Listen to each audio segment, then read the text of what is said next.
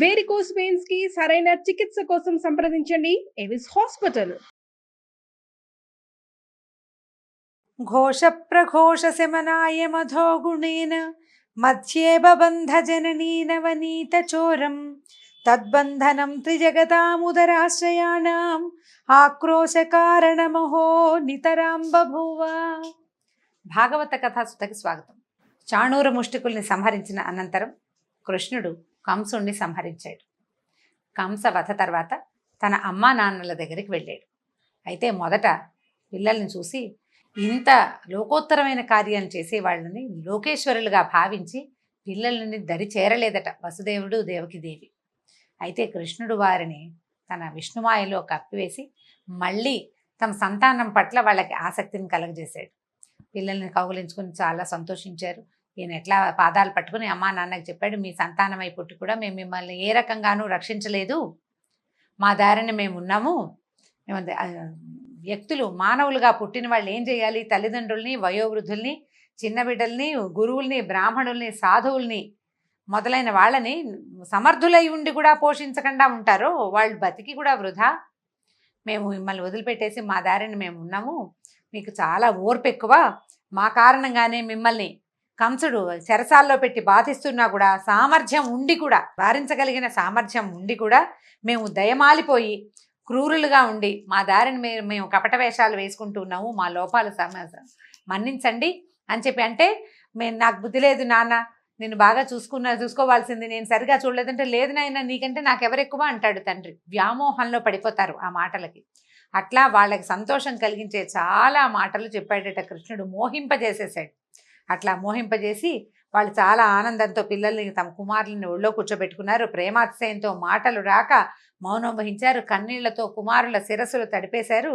అసలు వదిలిపెట్టకుండా కుమారులిద్దరినీ కౌగులించుకుని ఉండిపోయారట తల్లి తండ్రి అయిన దేవకి వసుదేవులిద్దరు.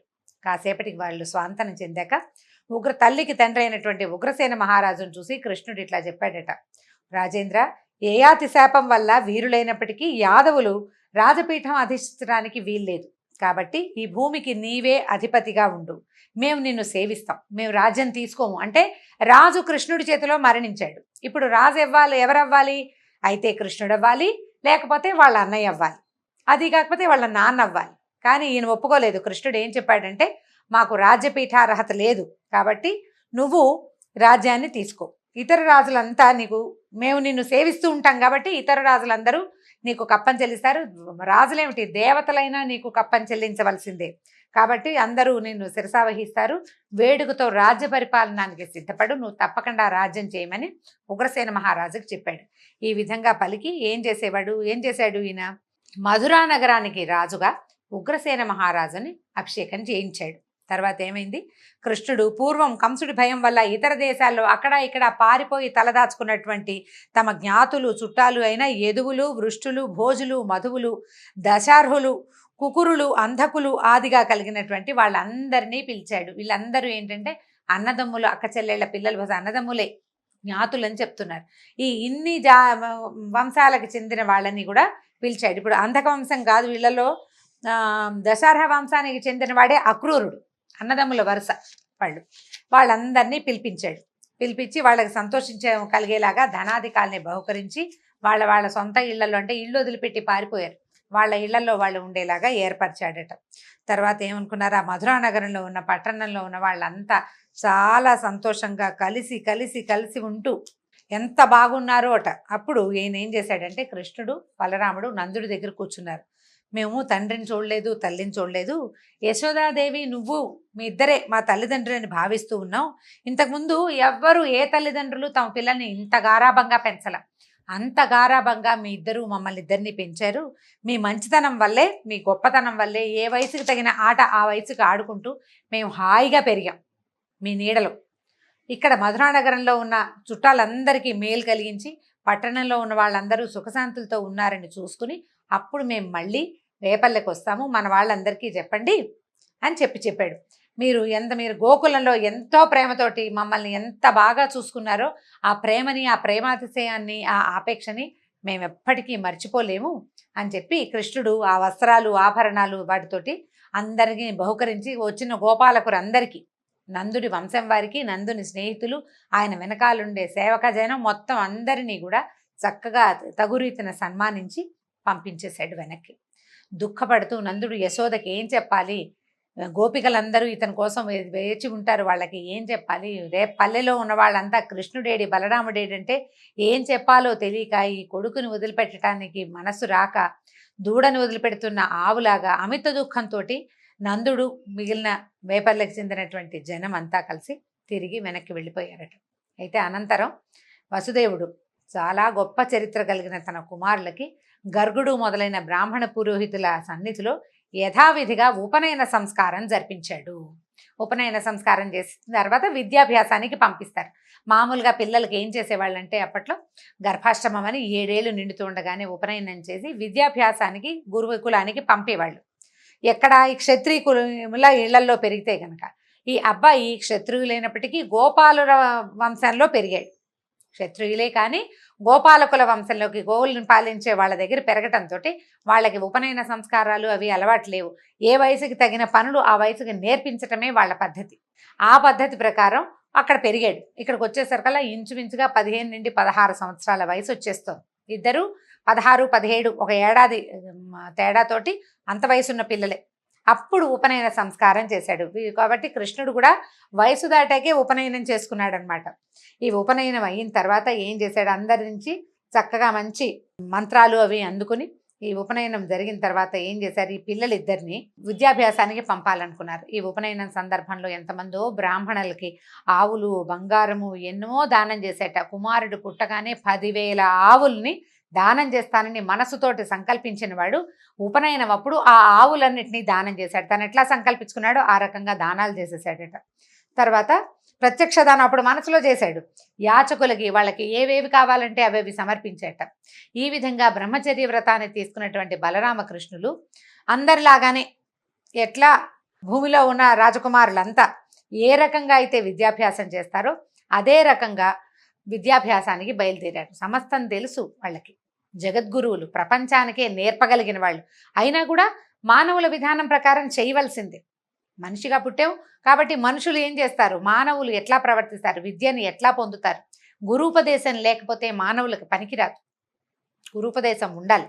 అంచేత వీళ్ళిద్దరూ ఏం చేశారు, సరైన ఆచార్యుణ్ణి వెతుక్కుంటూ బయలుదేరారట. ఈ రామకృష్ణులు గొప్ప వైభవాలకి కాణాచైన కాశీపట్టణం చేరుకున్నారు. అక్కడ అవంతి పట్టణ వాస్తవ్యుడైన సాందీపని అనే పండితోత్తముడిని దర్శించారు. గురువుని వాళ్లే వెతుక్కున్నారని చెప్తున్నారండి. సాందీపని అనే ఒక గురువుని చూసి ఆయన సేవించారు. ఆయన వీళ్ళ తాలూకు వినయ విధేయతలకి చాలా సంతోషించి ఏం చేశాడు, 4 వేదాలు, శిక్ష, వ్యాకరణము, ఛందస్సు, నిరుక్తము, జ్యోతిష్యము, కల్పము అనేటువంటి 6 వేదాంగాలు, ఆ 4 వేదాలు 6 వేదాంగాలు, ధనుర్వేదము, తంత్రము, మనువు మున్నగు వారితో చెప్పబడినటువంటి ధర్మశాస్త్రాలు, న్యాయము, తర్కము, రాజనీతి మొదలైన వాటిని తేట తెల్లంగా బోధించాడు. వీళ్ళు ఏమిటంటే ఒకసారి వింటే వచ్చేస్తుంది, వాళ్ళ లక్షణం అది. అక్కడి నుంచి ఎలాంటి వాళ్ళంటే అమిత నేర్పరులు. 64 కళల్ని 64 రోజుల్లో ఒక్కొక్కడు ఒక్కొక్క కళావంతుడి దగ్గర నుంచి నేర్చుకున్నారు. మామూలుగా ఈ గురువుగారు చెప్పే విద్యలు ముందు చెప్పబడ్డాయి. 64 కళలు నేర్చుకోవాలంటే కళలు చెప్పే వాళ్ళు వేరే ఉంటారు. ఒక్కొక్క కళ ఒక్కొక్క కళావంతుడి దగ్గర నేర్చుకున్నారట. 64 రోజుల్లో 64 కళలు. ఈ గురువులకే గురువులైన వాళ్ళు, ఇతడు ఎక్కువ అతడు తక్కువ అనే భేదభావం లేకుండా ప్రకాశించు లోక గురువులైనటువంటి రామకృష్ణులు సంతోషంతో గురు శిష్య న్యాయంతో తమ తాలూకు ఉపాధ్యాయుడైనటువంటి సాందీపనిని సేవించారు. గురు సేవలో ఎక్కడా భేదం రానివ్వలేదు. వాళ్ళు ప్రపంచాలకే గురువులైనప్పటికీ గురువుని యథావిధిగా సేవించి ఆయన దగ్గర నుంచి అన్ని విద్యలు నేర్చుకున్నారు. అయితే సరే, ఇలా కృతార్థులు మొత్తం చదువంతా అయిపోయింది. చదువు అయిపోయాక అప్పట్లో ఏం చేసేవాళ్ళు, విద్యార్థులు చదువుతూ ఉండగా వాళ్ళ దగ్గర నుంచి ఫీజులు అవి వసూలు చేసే రోజులు కావవి. తర్వాత గురుదక్షిణ ఏదైనా స్వీకరించేవాళ్ళు. ఇంత ప్రతిభావంతులుగా కనపడుతున్నటువంటి ఈ పిల్లలు వాళ్ళు తమ ఏదైనా చేయగలరని భావించి సాందీపని తన భార్యతోటి ఆలోచించుకుని, ఈ సాందీపని మహాముని ఏం చేశాడంటే రామకృష్ణులతోటి ఇట్లా అన్నాడట, నాయన మా కుర్రవాడు, మా పిల్లడు, నాకు ఒక కుమారుడు ఉన్నాడు.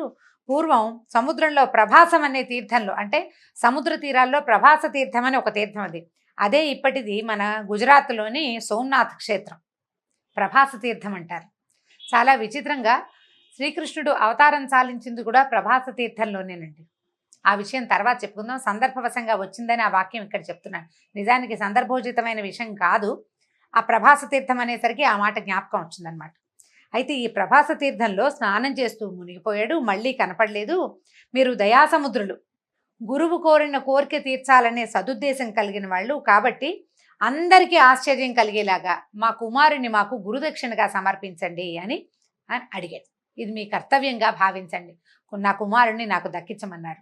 నిజానికి ఇప్పుడు శిష్యులు కనుక అత్యంత బలవత్తరమైన వాళ్ళు, లోకోత్తర నాయకులు అయితే కనుక గురువుగారు గొప్పతనానికి తక్కువే ఉంటుంది. ఆయన ఏదంటే కోరిన కొండ మీద వాన కురిపించగలరు వాళ్ళు, ఎక్కడ కావాలంటే అక్కడ. అయితే ఈ ఇంత అఖండమైన పరాక్రమంతో విరాజిల్లే శిష్యులై ఉండి గురువు కోరిక తీర్చడం మీరు న్యాయం కదా, కాబట్టి దయచేసి నా కుమారుణ్ణి నాకు తెచ్చివ్వండి, అదే నాకు మీరు ఇచ్చేటువంటి గురుదక్షిణ అన్నారు. అని చెప్పేసరికల్లా నిజానికి ఇది మానవులకి సాధ్యపడే వ్యవహారం కాదు. సముద్రంలో మునిగిపోయాడు అంటే జీవించి ఉండకపోవచ్చు. నీట మునిగిన వాడు మళ్ళీ వస్తాడా? రాడు. కానీ వీళ్ళు ఇంత విద్య నేర్పిన గురువుకి న్యాయం చేయదలుచుకుని ఉన్నారు. చేయదలుచుకుని ఉండి ఇద్దరు ఏం చేశారు, ఆ మంచి పెద్ద రథం ఒకటి దాన్ని ఎక్కి సముద్రం దగ్గరికి వెళ్ళారు, ప్రభాస తీర్థానికి వెళ్ళారనమాట. సరే, ఎదురులేని రథం, బ్రహ్మాండమైన రథం. ఈ సముద్రుడి దగ్గరికి వెళ్ళి ఏమన్నారు, సముద్రుడా, మంచి బుద్ధితో సద్బుద్ధి కలిగిన వాడమే మా గురువుగారు అబ్బాయిని తెచ్చి మాకు అప్పచెప్పు.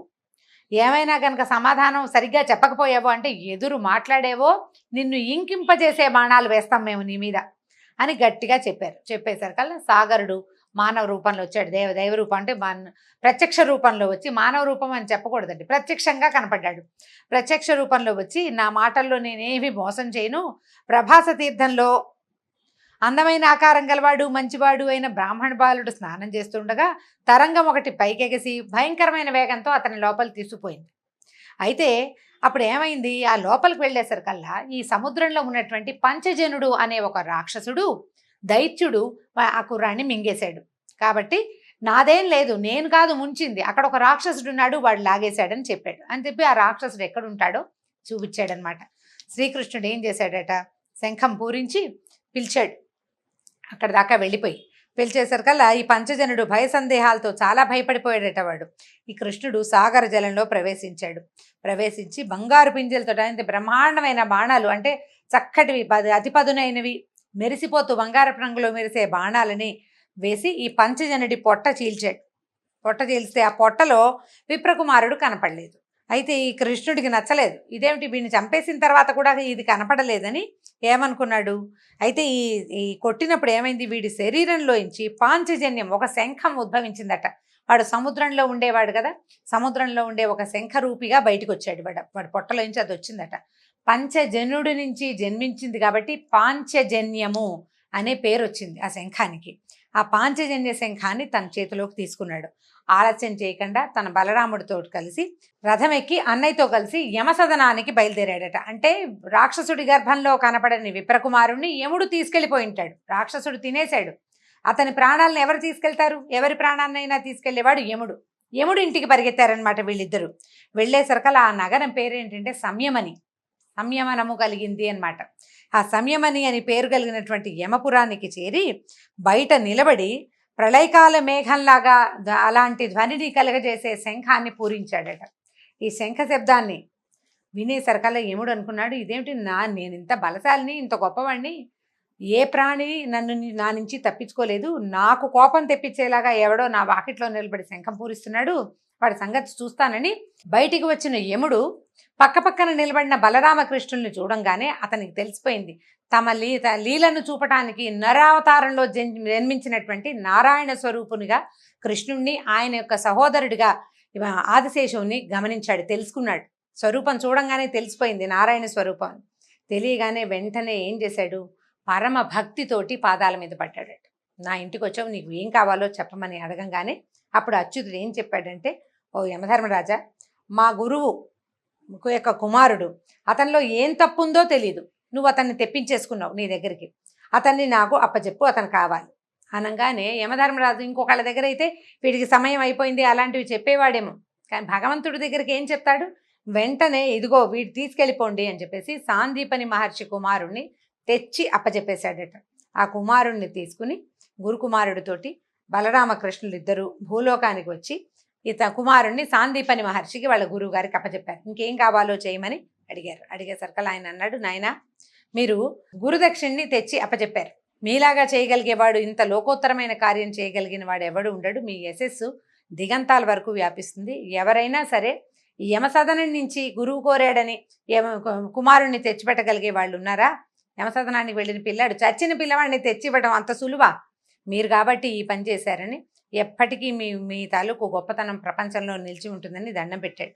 పెట్టి తర్వాత నేను ధన్యుణ్ణి అయ్యానని వాళ్ళని దీవించి ఇద్దరిని పంపించేశాడు. ఆ తర్వాత ఏం చేశారు, వీళ్ళిద్దరూ చక్కగా రథం ఎక్కి మధురా నగరానికి బయలుదేరి వెళ్ళిపోయారు. మనం భాగవత్ కథ సుధా చివరిలోకి వచ్చేస్తున్నామండి. విద్యాభ్యాసం కూడా పూర్తి చేసుకుని వచ్చిన తర్వాత కృష్ణుడు చేసిన ఎన్నో లోకోత్తర క్రియలను అన్నిటినీ మనం చెప్పుకోలేకపోతాం. ఇంకొక 4 భాగాల్లో భాగవతం పూర్తి చేసేసుకుంటాం. అంటే మార్గళి పూర్తయ్యేసరికి మన భాగవత్ కథా సుధ అయిపోతుంది. రుక్మిణి కళ్యాణంతో ఈ కథను ఆపుకుందాం. ఈ 4 భాగాల్లో కృష్ణుడు మహాభారతంలో ఉన్న పాత్రలతోటి కూడా ఇక్కడి నుంచి పరిచయం మనకి భాగవతంలో ఏర్పడుతుంది. ఆ కథా విశేషాలను రేపు తెలుసుకుందాం. నమస్కారం.